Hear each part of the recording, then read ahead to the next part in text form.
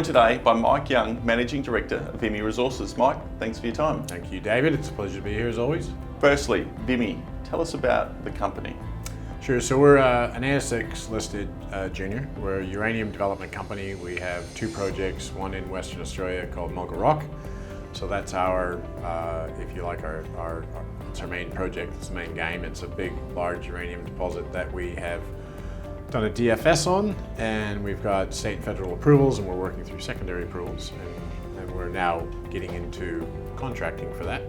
And then the second one is the Alligator River project in the Northern Territory. We acquired that from Cameco a couple of years ago now, and we've done some exploration up there, and that's a earlier stage exploration play. It has a resource on it, very high grade, small resource. That could be a very good tier one mine, but that'll take several years to move into production. But the main game is Mulga Rock, and then the secondary bit is the exploration out of the Northern Territory. You touched on contracts. How important are they, and how are those discussions progressing? So Mulga Rock will require debt funding and equity funding, and to get the debt we need uranium contracts. So uranium isn't sold in an open market like nickel, copper, gold. It's actually a contract market, and it's a contract between us and a utility or several utilities. And so there's very little visibility on these contracts. A lot of people are fixated on the spot price, which doesn't reflect contract prices, and we know that because we're in the market, we know the data. So we need contracts to get the debt. So we've spent a lot of time and effort looking at where we can get contracts, looking at the various buyers. The USA is the single biggest user of uranium in the world. They're 28% of the market. They've got a quarter of the world's reactors.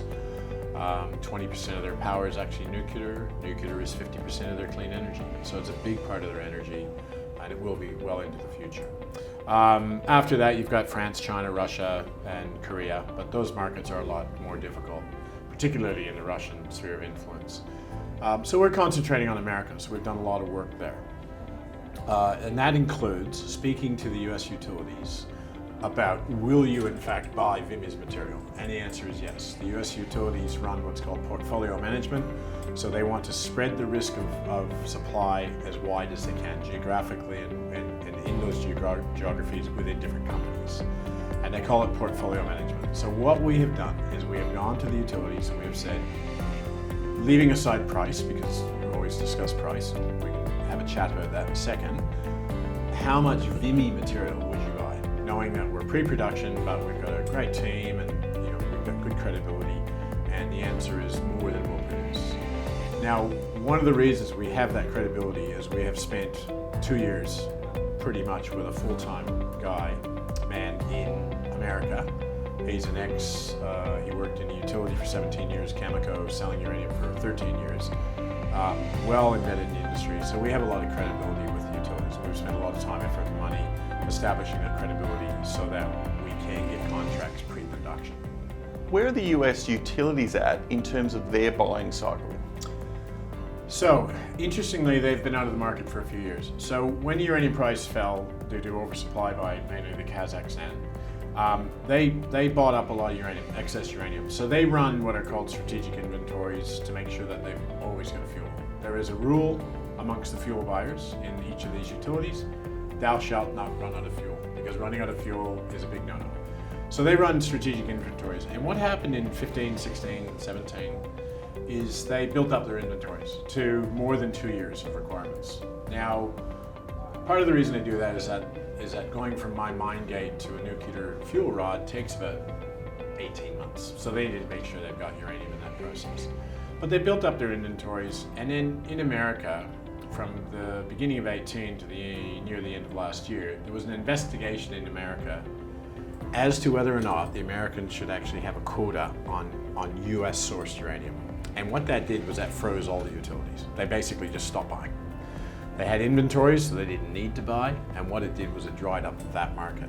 And that market is really the market that the arbitrators or the guys who play in the spot market, that's the market that would normally buy that material. So there was no buying, spot price fell, and basically the whole sector just drifted. Now what's happening is the US utilities are now looking at their inventories and they're saying, okay, the inventories are getting down, we need to start buying again. And so we're seeing some real increase in buying activity from the US utilities. They're putting out what's called RFPs, or request for proposals, and we've seen 3 in the last week, and normally we get 3 in a quarter. So we're actually seeing some increased buying, looking for proposals. Now these are long-term proposals, and that suits us because it's going to be 2 years to build the plant, and it'll take a year to get the funding that we need. So we're looking at 3 years before we're producing.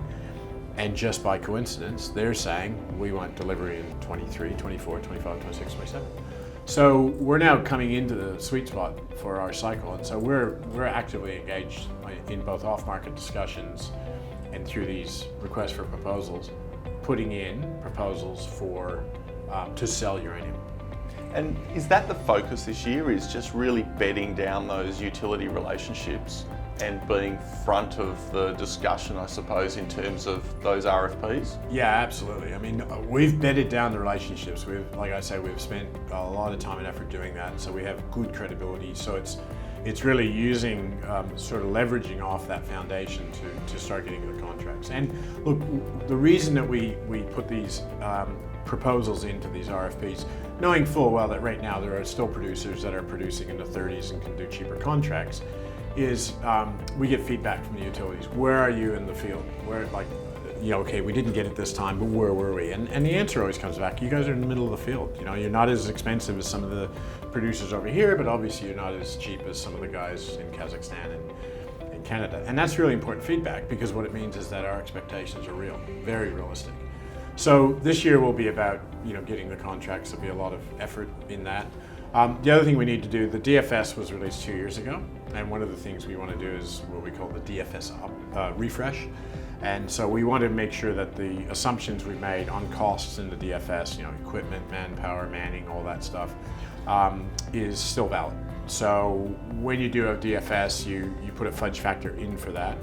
I think we were a bit too conservative. I think the prices haven't moved at all. So what I'm hoping is that through the DFS refresh, we can actually reduce the capital headline number. And then the other thing, as part of the DFS, last year we did a peer review on the DFS, and the feedback was very, very positive. We were told it was one of the best that they'd ever seen. But there is some areas, sort of nickel and dime stuff, where you can save some money, but 10 dimes makes $1, so it all adds up. So we're going to look at areas where we can actually reduce the capital and hopefully the operating costs, and that'll be something else we're working on this year. Well placed in the market for the rebound in the uranium price. The discussions are the ones you should be having. Mike, exciting times ahead for Vimy Resources. Thank you, David. They are exciting. I look forward to talking to you again.